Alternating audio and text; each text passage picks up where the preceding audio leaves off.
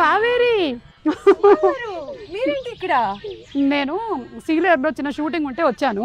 Last time మీ ఇంటికి వచ్చినప్పుడు మీ ఆయన్ని పాపని అందరినీ కలిశాను. ఎంత బాగా చూసుకున్నావు నన్ను. అసలు పులిహోర కూడా ఇచ్చావు.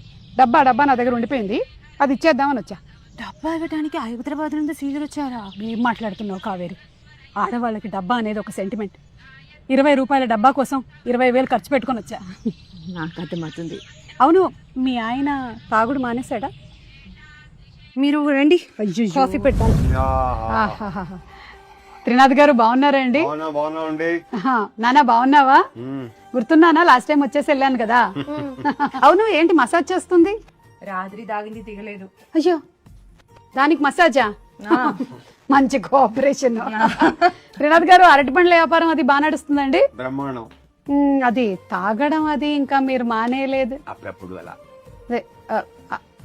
అయ్యప్ప స్వామి మాల వేసుకున్నప్పుడు ఇంకా మీరు నిష్టగా ఉంటారని విన్నాను. మొత్తం ప్రతి సంవత్సరం వేస్తాను. ప్రతి సంవత్సరం 41 రోజు చాలా నిష్టగా ఉంటాను. ఏ బంగారు?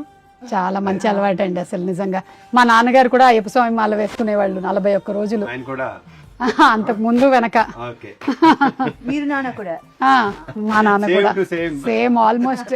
అసలు లాస్ట్ టైం మిమ్మల్ని కలవడానికి వచ్చినప్పుడు అదే స్టోరీ అనిపించింది నాకు, సేమ్ స్టోరీ అని. కాదు, మీకు గొడవలు ఇంకా అవుతున్నాయా? ఇదో ప్రాబ్లం. ఎవరు? ఇది అదంత క్యూట్ గా ఉంది, ప్రాబ్లం ఏంటి? క్యూట్ కాదు, పెద్ద గొడవ, చిన్న గొడవ. త్రినాథ్ గారు, ఇప్పుడు ప్రతి ఇంట్లో ఉండేటువంటి గొడవలేనండి. ఎవరింట్లో లేవు చెప్పండి గొడవలు? అందరి ఇళ్లలో ఉంటాయి గొడవలు. నేను జస్ట్ వచ్చే ముందే మా